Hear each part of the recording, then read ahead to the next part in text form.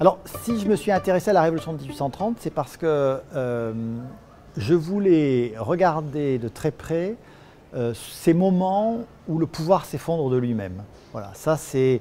Il y a comme ça des moments dans notre histoire, soit à cause d'un événement extérieur, soit à cause d'une décision interne au pouvoir, le pouvoir s'effondre sur lui-même.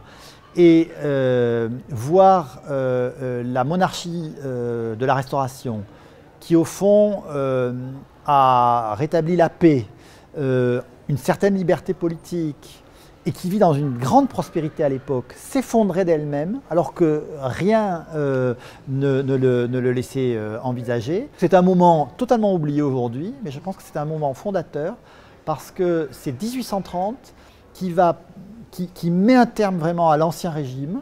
Je pense que vraiment l'histoire moderne, l'histoire contemporaine, elle commence en 1830. C'est-à-dire que le pouvoir parlementaire, le pouvoir de la presse, le pouvoir de l'opinion, le pouvoir de la littérature, en tant que pouvoir politique, s'invite à ce moment-là dans la vie française.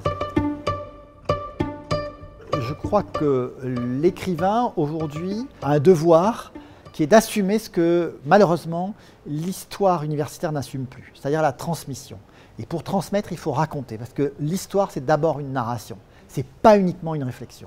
Et si l'on veut que le peuple ait encore un lien avec son histoire, il faut que des médiateurs, comme voilà, ce que je souhaite être, racontent l'histoire. Mais pour que l'histoire soit compréhensible, pour qu'elle soit perceptible, il faut être au plus près de la réalité. C'est-à-dire que, donc j'ai beaucoup insisté dans ce récit sur la chaleur, sur le rôle que la chaleur, le soleil, la canicule ont joué dans cette révolution, puisque ça a épuisé complètement la garde royale, qui s'est retrouvée sans eau, sans vin, avec des gens qui tombaient dans les pommes sous les casques qui étaient chauffés à blanc. Donc la chaleur est présente, et la chaleur, elle peut faire des bêtises. Et donc je me suis dit, mais c'est vraiment l'été. Et il faut que l'été soit dans le titre. Et puis des 4 rois, parce qu'en une semaine, ce qui est assez unique dans l'histoire de France, vous allez avoir en moins d'une semaine 4 rois qui vont se succéder.